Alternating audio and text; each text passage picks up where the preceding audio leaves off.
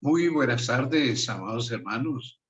A nombre y ministerio personal de la Iglesia de Maranata en Cali, ustedes son bienvenidos a esta serie extraordinaria y novedosa, como es el estudio desde Jesús a Constantino el Grande y su evolución en el siglo XXI.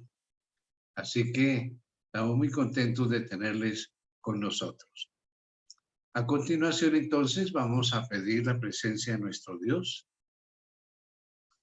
Padre Celestial, estamos felices por este día sábado que nos regalas y por estos momentos en los cuales podemos analizar las estrategias de tu iglesia primitiva y cómo nosotros podemos también llevar adelante esta misma misión con éxito y bendición. Acompáñanos, Espíritu de Dios, graba esto en nuestros corazones. Lo pedimos en el nombre amado de Cristo Jesús. Amén. Amén. Bueno, hemos llegado ya a nuestra lección número 4 y vamos a estudiar en esta tarde las estrategias misioneras en la iglesia primitiva. Algo supremamente importante para cada uno de nosotros, indudablemente, indudablemente. Bien, hablando de las estrategias misioneras en la iglesia primitiva, tenemos que decir que evangelizar en el Imperio Romano de este primer siglo y del segundo, tercero y cuarto después de Cristo, pues no fue una tarea fácil. No, las condiciones, tanto en Palestina como en el resto del imperio, fueron penosas, difíciles para el avance del reino. Ser cristiano era difícil, pero evangelizar era peligroso, muy peligroso. Pues en algunas ocasiones la misma vida del evangelista podía significar la muerte. Los cristianos de la casa iglesia que hemos venido hablando, que fue la estrategia de la iglesia primitiva, no tener templos sino casas, iglesias. Los cristianos de este tipo de casas, iglesias pudieron sobrevivir y esparcir las buenas nuevas del evangelio gracias a la milagrosa intervención divina. No hay otra explicación. Para entender cómo evangelizó la iglesia primitiva, es primordial saber cómo funcionaba la religión en el Imperio Romano, y eso es lo que vamos a ver un poquito en este tema de hoy. Según un escritor analista de esas épocas, Paul Beine, él dice, para los romanos, festival y piedad iban de la mano. Festival y piedad. Un culto era un festival para ellos que complacía a los dioses, así como complacía a los hombres y mujeres que participaban en este festival. ¿Cómo les parece? Ya que para ellos un culto era una fiesta, y en esas fiestas había de todo, comilona, bebida, sexo, etc. Bien, vamos a analizar un poquito entonces y ver que cada religión tenía un rito en ese tiempo. Veámoslo. Pues este se hacía a través de un sacrificio.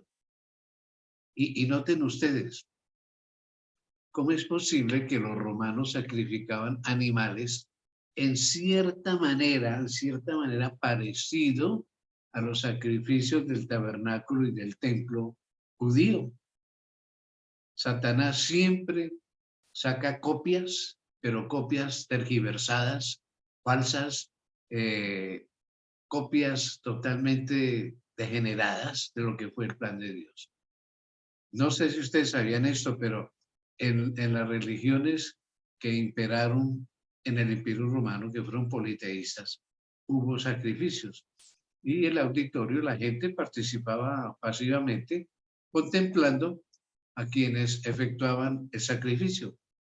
Y los animales sacrificados eran cocinados y se repartía la carne por todos los que estaban presentes. Así que la gente le gustaba ir a esos ritos porque tenía su buen pedazo de carne asada ahí. el hecho de comerse juntos el animal era un festival, una fiesta total con toda clase de música y otros actos como hemos mencionado ya. La religión romana creía, creía en un orden divino porque ellos tenían muchos dioses. Los líderes religiosos y los líderes políticos romanos creían en un orden divino y se creía, ¿no?, que estos líderes religiosos y los políticos, senadores, cónsules, que habían sido puestos por los dioses para mantener el orden en Roma y sus contornos, el imperio. De esta manera, entonces, garantizaban paz y libertad. El imperio en el siglo I de Cristo fue tolerante hacia las religiones de los pueblos conquistados. Quien no creyera, pero así fue. En el siglo I de esta era, toda religión era aceptada. Sorprendente, ¿no? Y siempre y cuando no atentara contra la seguridad del imperio.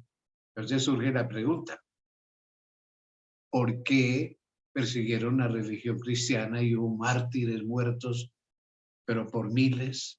Bueno, mucha gente emigró a Roma y sus contornos llevando consigo su religión y sus dioses. Porque obvio, no solamente había religión romana, ¿no? Cada país existente tenía sus maneras de creer en sus dioses y sus maneras litúrgicas. Para garantizar la estabilidad política y social de un lugar en donde surgía un nuevo culto, el emperador de turno y el Senado, por medio de sus agencias, si las llamamos así, eran los únicos que autorizaban el funcionamiento de una religión. Ah, ahí es que empieza a haber un control, ¿no? Veamos que las religiones eran catalogadas en lícitas e ilícitas, o sea, aceptadas y no aceptadas. Y claro, las lícitas eran todas aquellas autorizadas por el imperio, tenían el visto bueno, mientras que las ilícitas eran aquellas que las autoridades nunca autorizaron para funcionar legalmente. Entonces, ahí empezó el problema entonces para los cristianos. Veamos en el siguiente cuadro que las religiones grecorromanas fueron, como ustedes y yo sabemos por la historia, politeístas. Poli, muchos, varios, teos, Dios, muchos dioses. El dios de la guerra, la diosa de la literatura, de la música, el dios del comercio. Había dioses para todo. Y había un Dios Padre con sus hijos y trataban de explicar todos los fenómenos del universo con actuaciones de los dioses. Por ejemplo, para explicar lo del día y la noche. Dice la historia que Apolos, el hijo de Júpiter, le hizo una travesura a su papá, a Júpiter, y entonces él lo condenó a dirigir la carroza del sol, suponiendo que el sol no se llevaba en una carroza, y que por eso en la tarde él iba a cierto lugar donde la carroza descendía, daba una vuelta y en la mañana volvía a salir con la carroza y el plan y el castigo era que no podía dejarla salir de su ruta, siempre lo mismo, saliendo el sol por un lado y poniéndose en el otro. Y Apolos tenía que dirigir esa carroza. Eso se llaman los dioses solares. Júpiter, Apolo, Saturno, el emperador, y eran adorados en el día domingo. Todo se llamaba Día del Sol, Sunday en inglés, Sonntag en alemán y en holandés. Entonces, estas religiones tenían muchos dioses y casi todos los cultos paganos que existían en el primer siglo fuera de grecorromanos también eran politeístas, por lo que no hubo mucha diferencia en sus creencias y en su forma de adorar entre todas esas religiones. Pero veamos que las dos únicas religiones que no eran politeístas, sino monoteístas, o sea que creían en un solo Dios en tiempos de Roma imperial, eran los judíos, simbolizados aquí por el candelero, y los musulmanes, ¿ya? Y los cristianos, perdón, y los cristianos simbolizados por la cruz. Entonces, estas dos religiones no se contaban los musulmanes porque no habían existido todavía. Ellos llegan a existir ya en el siglo VII después de Cristo. ¿Sabíamos eso? En los tiempos de Cristo y en los primeros siglos no existían musulmanes. Entonces, los únicos judíos y cristianos. Una era lícita, eran los judíos, y la otra era ilícita, que eran los cristianos. ¿Por qué? Al principio la gente del imperio creía que los cristianos eran una rama del judaísmo. Con el tiempo, la sociedad grecorromana vio que los judíos despreciaban y no se relacionaban con los cristianos. Entonces se dieron cuenta de que eran dos religiones diferentes, completamente diferentes. En el siguiente cuadro vemos que el acontecimiento histórico que ayudará a entender por qué tuvo problemas el cristianismo en muchas ocasiones comienza desde muy antes de Cristo. ¿Cómo así? Sí.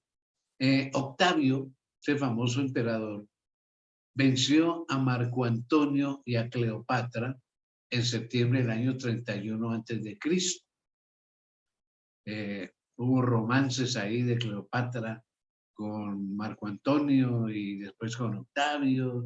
Entonces, esta batalla final allá en el norte de Egipto, del África, marcó el fin de una guerra civil y el inicio de una época dorada de paz y prosperidad. Pero veamos para dónde va el asunto. Veámoslo. Un poco tiempo después, Octavio se proclamó Augustus, que quiere decir Señor, Salvador, Redentor y Libertador. ¿Cómo le parece? César Augusto.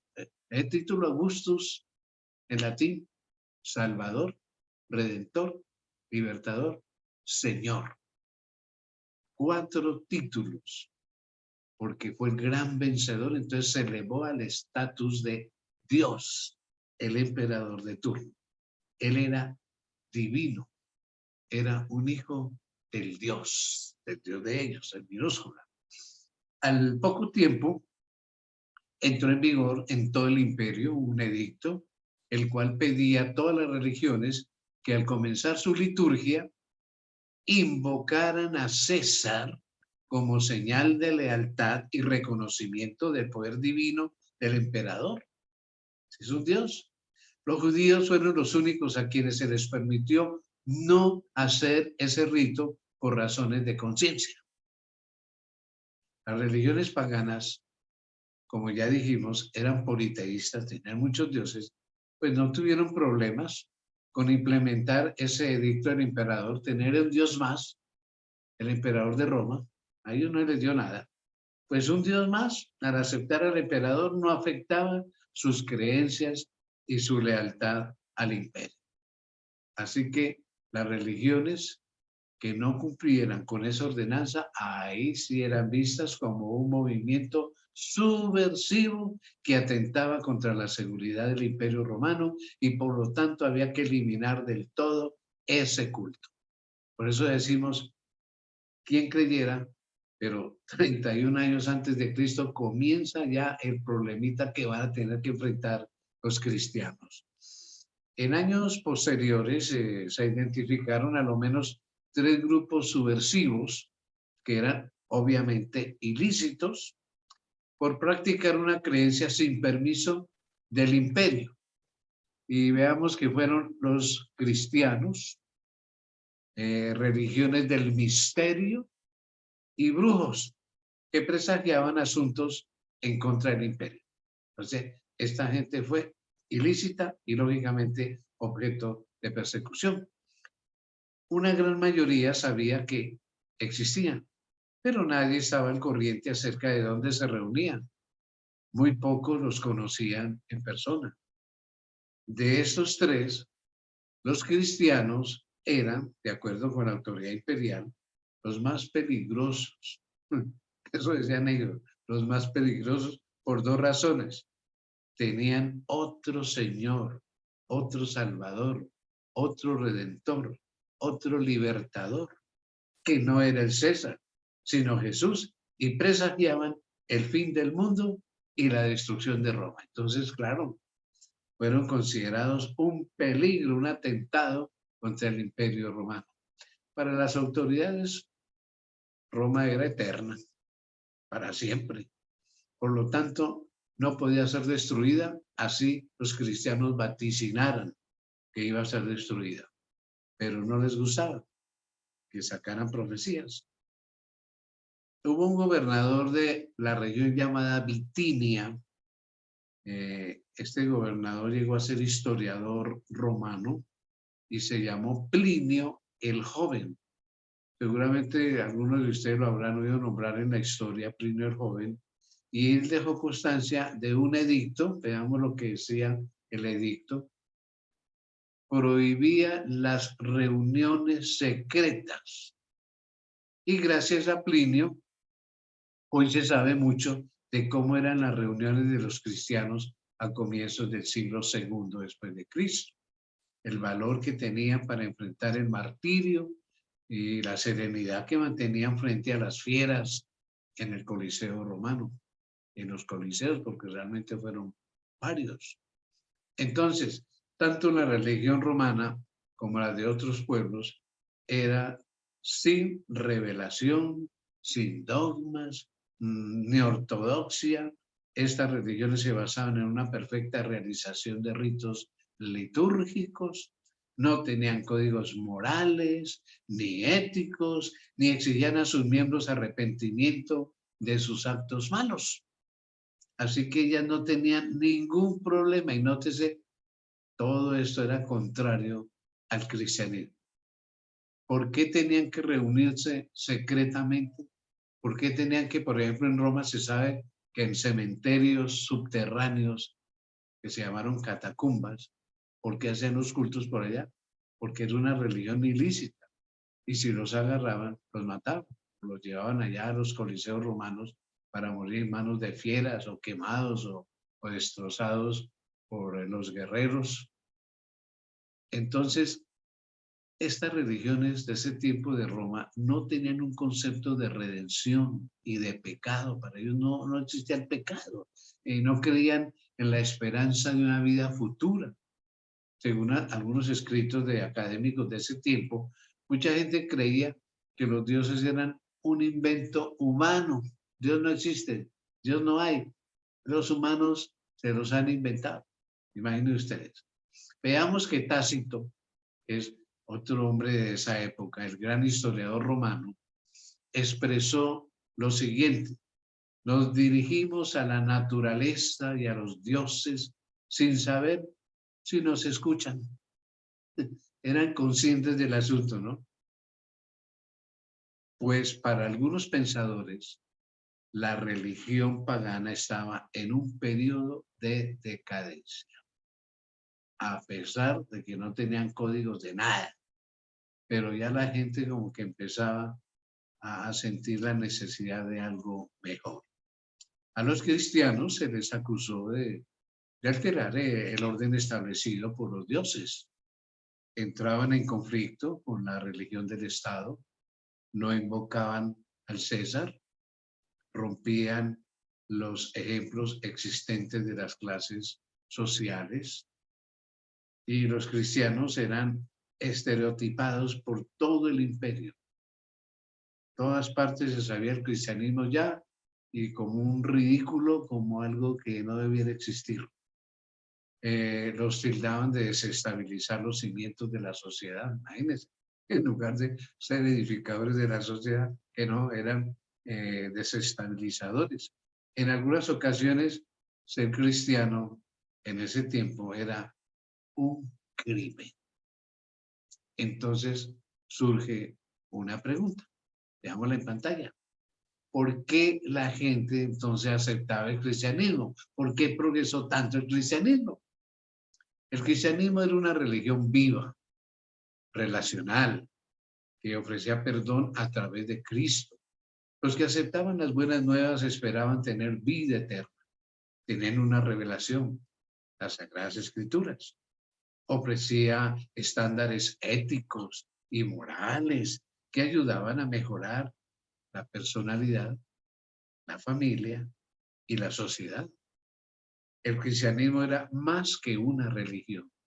Consistía en un estilo de vida que se integraba en todas las facetas de la existencia. Y hasta el día de hoy, así es.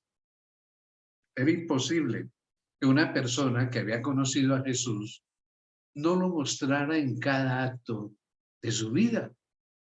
Cuando los paganos asistían a sus templos, eran solamente espectadores, un reducido número de personas hacía todo, mientras que al aceptar a Cristo en una casa iglesia, se convertían en discípulos reproductores. Cada uno gane a uno. Esta fue entonces la filosofía de la iglesia cristiana, totalmente contraria a estas religiones politeístas del tiempo del Imperio Romano. Veamos que un especialista en crecimiento de la iglesia, que se llamó Ralph Niebuhr, da las siguientes razones del por qué la gente que aceptaba a Jesús se quedaba en la casa iglesia. Número uno, por el lugar de reunión, que era de casa en casa. Era algo muy familiar, era algo muy disimulado. En segundo lugar, por el número del grupo, un grupo pequeño, había intimidad, había fraternidad, había familiaridad. Y la actividad, veamos el tercer punto, el compañerismo diario, por supuesto. Entonces, ¿quién no se queda en un ambiente como ese, de compañerismo, de familiaridad? En cuarto lugar, analiza Niebuhr el sistema de apoyo, cómo se edificaban unos a otros, cómo se apoyaban, se aconsejaban. Había una intimidad muy linda en la iglesia primitiva.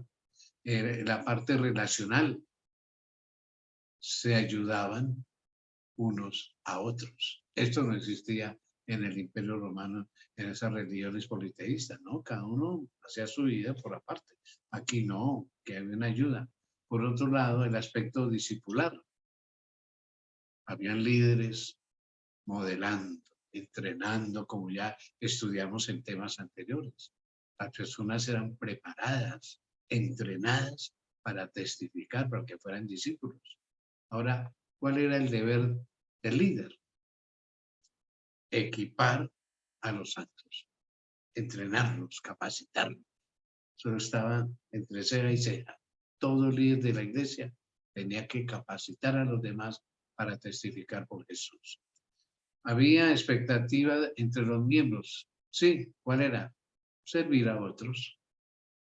Así que el cristianismo, quien llegaba a conocerlo, hombre, era de un atractivo extraordinario. Y miren, mis hermanos, estos puntos, si hoy los practicáramos nosotros, caramba, esto haría de nuestra iglesia algo supremamente atractivo, lindo. Este fue el secreto de la iglesia primitiva. ¿Cuál era la palabra clave del grupo, de la casa iglesia? Hacer discípulos. Hoy no, asistir a los cultos. Y ahora con esto de las plataformas virtuales, ya ni asistir a los cultos. Menos mal que hoy en nuestra iglesia Maranata y hace unos sábados para acá ha estado full. Estamos volviendo, qué lindo. Pero no falta quien se quede en la casa porque se queda en pijamadito. No, en ese tiempo la palabra o la frase clave del grupo era hacer discípulos y por lo tanto asistir a la iglesia. Pero sigamos porque no hemos terminado este análisis que hizo este señor Ralph Niebuhr, que verdaderamente es apreciado este análisis, estos puntos que nos da en síntesis. La enseñanza era aplicar la Biblia a la vida. Veámoslo aquí en pantalla. La enseñanza que se daba siempre era aplicar la Biblia a la vida. El compromiso, hacer crecer el reino. hacer crecer el reino de Dios. La evaluación, reproducción. ¿Cuántos somos? ¿En cuánto nos convertimos? ¿Cómo vamos creciendo? Descubrir, sí, había un objetivo que había que descubrir en la iglesia primitiva. ¿Cuáles son mis dones espirituales? Que lo estudiamos en el tema anterior. Eso era importantísimo. ¿Qué don me dio Dios? ¿Y cómo lo puedo practicar para beneficio de los demás? Por último, este señor Neighbor nos pone la meta del líder. Los líderes tenían como meta reproducir estrellas. Cristianos, estrellas. Cristianos, modelos. Cristianos espectaculares. He ahí, pues, secretos y razones por lo cual la iglesia cristiana creció tanto. Aunque era ilícita, y por eso tenía que andar escondidos. Porque como no reverenciaban al Dios emperador, sino a Jesucristo, entonces fueron desechados. Ahora bien, la sociedad romana, vale la pena mencionar que estaba estratificada. O sea, había clases sociales que causaban grandes brechas entre las personas y era difícil que una persona de la clase senatorial tuviese amistad íntima con los plebeyos. Eso significaría entonces perder la dignidad y el honor. Así que los de arriba no se juntaban con los de abajo. Y lo peor, había esclavos y había lo que se llama libertos, o sea, los que habían comprado su libertad, eran esclavos, pero habían comprado de alguna manera su libertad. Ellos no eran ciudadanos, no se los considera ciudadanos. Ciudadanos ya eran lógicamente de ahí para arriba. La plebe era cualquier persona y entonces seguía el otro estrato y finalmente los senadores, cónsules y lógico el Dios emperador el que estaba más arriba. Todo esto entonces hacía que hubiera muchas diferencias entre las personas. Había problema a veces para ganar a algunas personas y que se convirtieran, que aceptaran al Señor porque sabían que era perder su estatus. Eso costaba muchísimo. Entonces, la plebe que era considerada ciudadanos y los nobilitas, que eran patricios y plebeyos que se habían enriquecido, para ellos aceptar el evangelio no era fácil, porque podían perder su estatus social. Entonces, para una persona del mundo grecorromano de este primer siglo, perder la dignidad y el honor, pues lo reducía simplemente a nada, como a los esclavos. Esa era la razón por la cual una persona defendía su honor y su dignidad hasta la muerte, si era posible, y le era muy difícil aceptar el cristianismo, y si lo aceptaba tenía que ser escondidas. Entonces, había todos estos problemitas, no obstante, el cristianismo iba para arriba. Al fin y al cabo, el plan de Dios, la buena nueva de salvación. ¿Qué pasaba cuando una persona o familia aceptaba a Jesús? Veámoslo.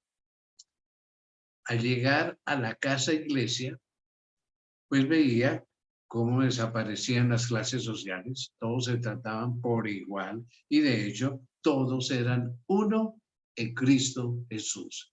Y hoy debe ser igual, ¿no? Todos nosotros en las iglesias tenemos que ser uno en Cristo Jesús.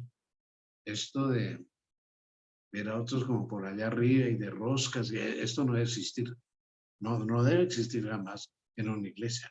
Todos uno en Cristo Jesús. La casa iglesia les proporcionaba sentido de identidad, eran alguien. Los equipaba para el servicio, los entrenaba, los preparaba para la reproducción y la participación en la iglesia, en las actividades. Algunas veces el líder de la casa iglesia era un esclavo o un plebeyo, o en muchas congregaciones hubo mujeres que tomaron el liderazgo, y esto lo encontramos en la Biblia, y enseñaban a los discípulos a poner sus dones al servicio de Dios. Así que esto hacía del cristianismo algo exclusivo, extraordinario, maravilloso. Los primeros cristianos no estaban interesados en quién fuera el líder. Este podía ser un hombre o una mujer, un esclavo. Lo que ellos deseaban era anunciar el evangelio para ver a Jesús por segunda vez en la tierra. Yo no sé si alguna vez ustedes han pensado, los discípulos creyeron que Jesús regresaría en meses, máximo un año, que regresaría otra vez. Jamás se imaginaron que iban a pasar siglos. Y la iglesia primitiva esperaba que en muy poco tiempo Jesús iba a regresar y eso era lo que más ansiaban, ¿ya? Esa era una de las razones por la que acusaban a los cristianos de alterar el orden establecido en la sociedad grecorromana. En algunos sectores, al saber que una persona de clase alta aceptaba el cristianismo, pues inmediatamente le quitaban el honor y la dignidad. Es decir, lo reducían a nada en la sociedad. Eso significaba que perdía todos los derechos en la sociedad. Y ante la sociedad la persona quedaba sin familia, sin propiedad y sin una persona que lo representara ante los demás, ante los otros y ante el gobierno. Tremendo, ¿no? Mucho sacrificio, mucho costo ser cristiano en ese tiempo, pero la gente aceptaba el cristianismo, era algo hermoso, bello, lindo, y eran casas, iglesias, grupos pequeños. Ese es el plan de Dios. Veamos cómo el cristianismo, por medio de la casa iglesia, proveía compañerismo y apoyo para que estas personas no se sintieran solas. Los líderes estaban entrenados para que las personas, mientras estudiaban la doctrina, descubrieran sus dones espirituales, sus talentos y para hacer crecer el reino. Cada nuevo converso, por medio de la participación, se comprometía, obviamente, a ser un discípulo reproductor. Tenemos un nuevo tópico aquí en la charla de hoy que lo hemos titulado La iglesia primitiva enseñó a testificar. Hubo dos clases de testimonios en la casa iglesia. Se implementó obviamente con todos los discípulos. El testimonio personal, el cual era silencioso y se manifestaba en todas las facetas de la vida, y el testimonio hablado. Entonces, eso es lo que llamamos hoy el buen testimonio. Lo que haces, lo que dices, lo que el mundo ve, ese es el silencioso. Y el hablado, el de contar la historia breve desde mi conversión al nuevo creyente que hemos estado repasando en temas anteriores. No era fácil compartir el evangelio con las personas, debido a que los cristianos eran mal vistos por la sociedad. En algunos lugares, como fue dicho anteriormente, ser cristiano era como un crimen. Terrible. Jesús dijo, lo que está en pantalla, y será predicado este evangelio del reino en todo el mundo para testimonio a todas las naciones y entonces vendrá el fin. Esto está en Mateo 24:14. En la iglesia apostólica, el testimonio podía ser proclamado, contando lo que Jesús ha hecho en mi vida, o silencioso, mediante mis actos, mis palabras, mi buen ejemplo, mi buen testimonio que llamamos hoy por hoy. Esa era una manera de hacerlo. Silencioso, sí, el testimonio que un individuo mostraba a la comunidad cristiana y secular, sin decir una sola palabra. Sus acciones hablaban y convencían. La vida del individuo era como un sermón viviente. La gente daba fe de su buena conducta. Y eso mismo le recomendó Pablo a Timoteo cuando lo instruyó con respecto a los diáconos. Él dijo lo siguiente, veámoslo en 1 Timoteo 5:10. Al hablar de los diáconos, y claro, esto se aplica a todos los cristianos, que tengan testimonio de buenas obras. Mire, ese fue un secreto de la iglesia primitiva, buen testimonio. Es cuando damos mal ejemplo en el vecindario, en el hogar, caramba, se echan a perder las cosas. Que tengan testimonio de buenas obras. Si crió hijos, si ha ejercitado la hospitalidad, si ha lavado los pies de los santos, si ha socorrido a los afligidos, si ha practicado toda buena obra. Esa era la actividad y el buen testimonio silencioso de los diáconos, pero aplicable a todos los cristianos. A finales del siglo I y comienzos del siglo II, muchos cristianos murieron como mártires por testificar en nombre de Jesús.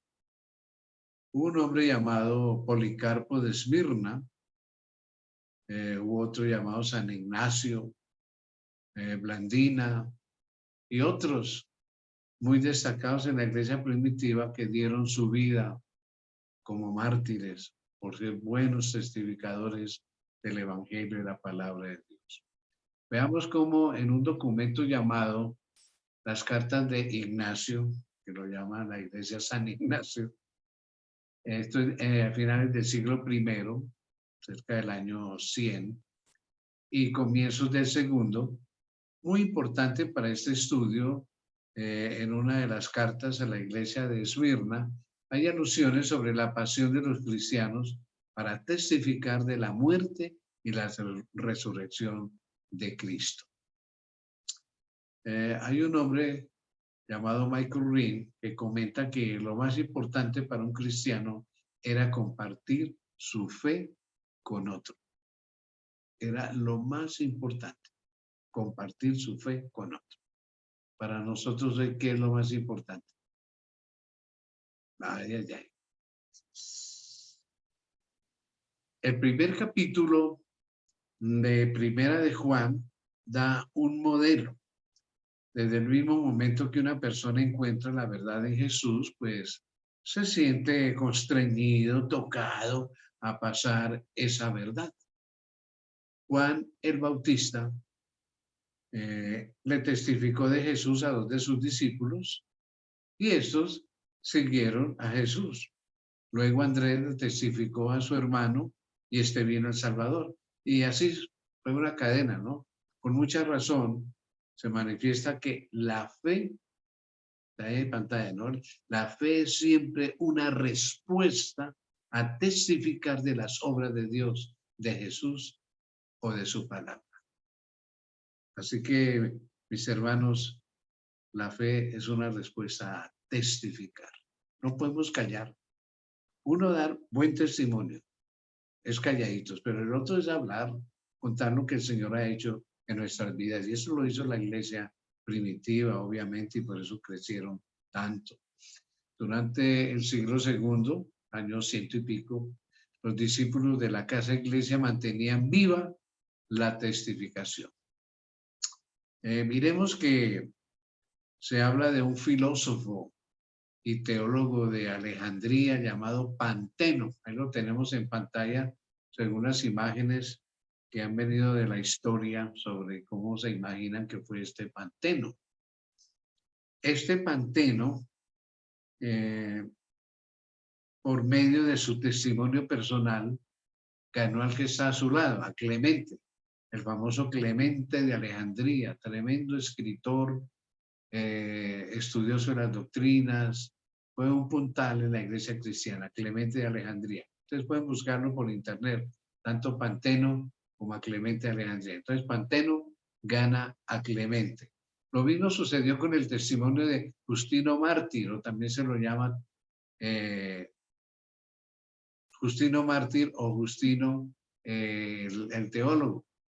Este le testificó a Tasiano, el que está al lado de él, Tasiano.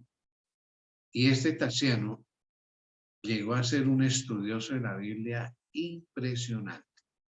Este se volvió un erudito y produjo varias obras. Entre ellas se conoce una muy famosa en el mundo teológico y cristiano, que se llama, está aquí el nombre en pantalla, Diatesarón. Diatesarón. Este trabajo fue muy útil para los cristianos de los primeros siglos porque armonizó por primera vez los 4 evangelios. Es decir, mostró diferencias, mostró similitudes, hizo una comparación muy linda de los 4 evangelios. Indiscutiblemente, los primeros cristianos experimentaron la testificación en todos los aspectos de la vida y vieron conversiones en masa en todo el Imperio Romano. Ese fue el fruto, el resultado. La testificación sonó estrepitosamente en silencio a tal punto de que los resultados no se podían esconder. Un crítico pagano del cristianismo, algunos lo llamaron el loco, vivió en el siglo II, conocido en la historia como Marco Cornelio Fronto. Veámoslo aquí en pantalla.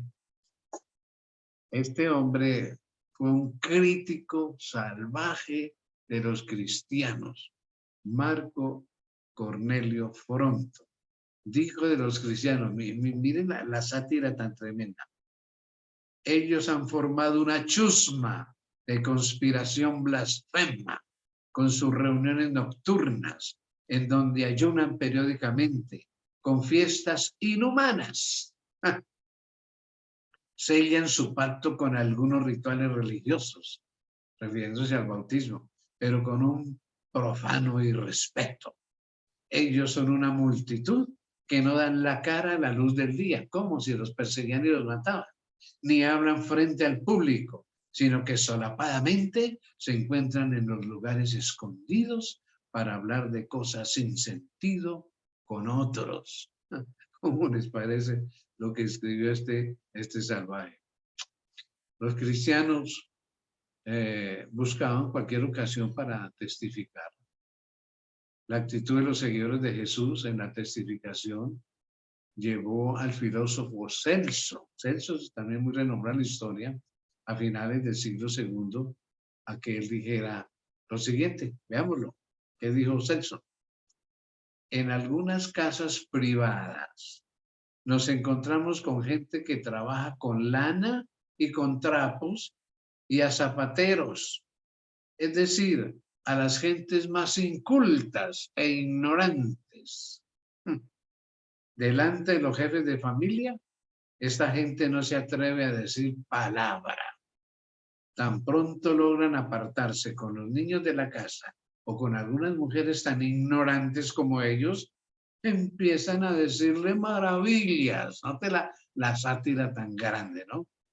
Y en otro comentario sarcástico de este mismo crítico Celso sobre los cristianos, dicen, miren la sátira tan tremenda, es tan fácil sonreírle a una estúpida mujer en la lavandería para que chismosee del cristianismo. Ya empieza a testificar, pero lo llama chismosee del cristianismo.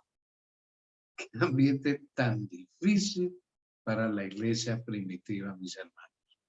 Pero bendecida, en un método bendecido. Una apología cristiana es una defensa cristiana del siglo II. Menciona a un abogado romano llamado Cecilio, que se expresó de esta manera de los cristianos. Veámoslo. Esta es una raza enemiga de la luz, que se goza en la oscuridad, que en público calla y en secreto aúlla. ¿Cómo le parece el concepto de estos malvados contra los cristianos? La testificación, mis hermanos, hizo que el cristianismo se multiplicara y ganara muchos adeptos para el reino de Dios. Para inicios del siglo IV, ya estamos en el año 300 y algo, el más grande de los filósofos llamado Porfirio habló de una revolución cristiana. Una de las preocupaciones de este filósofo pagano era que muchas personas que habían sido iniciadas en las religiones tradicionales se unieran ahora al cristianismo. El cristianismo ya era una fuerza arrolladora en toda Roma y sus dominios. Los creyentes eran expertos en buscar una ocasión para compartir el evangelio. Por último, digamos, esta tarde nuestro seminario, y claro, él va a continuar, que el modelo de la testificación que tanto éxito le había dado a la iglesia primitiva fue cambiado en el siglo IV. ¿Por qué? Por la defensa de la institución. Ya esto de la casa iglesia, esto de la testificación, pasó ya a un tercer y cuarto puesto. Entonces fue cambiado por la defensa de la institución, defensa de las doctrinas de la iglesia. Al confesar a Cristo no era necesario, ya era más importante definir la doctrina para mantener la institución del cristianismo que había llegado al Imperio Romano gracias a Constantino. Ahora ya no era ilícita, sino era la religión del Estado con la de los paganos. El trabajo de los líderes ya no era enseñarle a los discípulos a testificar, sino a defender la doctrina y consolidar la institución cristiana. Esto trajo como resultado estancamiento. Claro, los discípulos se transformaron en miembros dependientes del ministro. Se llamaban en el tiempo obispos, ancianos. El obispo testificaba por ellos y el propósito de las iglesias fue el de entretener a los santos, ya no entrenarlos a testificar, no, entretenerlos, predicarles. De esta manera se creó un nuevo modelo de miembros y hasta hoy se los conoce como consumistas y espectadores. Eso es lo que muchos de nosotros hacemos en la iglesia. Ir a consumir el mensaje que nos den, los privilegios de la iglesia, y espectadores del programa hoy de escuela sabática, qué va a pasar en el culto divino, el rincón de los niños, los bautismos. Espectadores, qué pesar.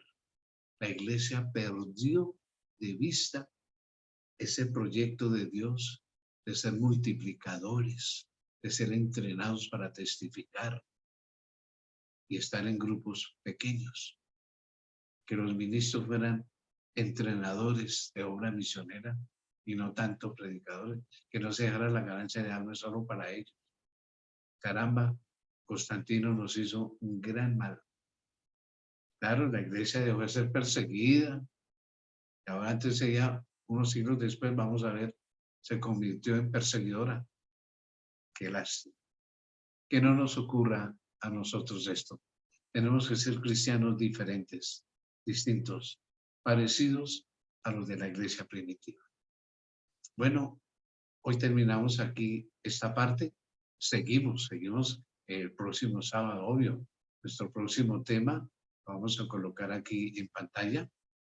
Nuestro próximo tema, trastornando el imperio en grupos pequeños. Vamos a detenernos a estudiar esa estrategia. Muy importante, y el Espíritu de Profecía le da el visto bueno a esta estrategia, trastornando el imperio en grupos pequeños. Bien, vamos a dar gracias a Dios por nuestro tema de hoy. Nuestro Padre, nuestro Dios, siempre has tenido un plan. Gracias por el ejemplo de la iglesia primitiva. Gracias porque nos das a conocer esto y a nosotros. Sacúdenos, haznos conscientes de cuál es tu plan para preparar al mundo para la segunda venida de Jesús. Graba estas lecciones en nuestro corazón. Lo pedimos en el dulce nombre de Jesús. Amén. Amén. Nos vemos entonces el próximo sábado a las 4 de la tarde con este próximo tema de este seminario tan especial. Feliz resto de semana.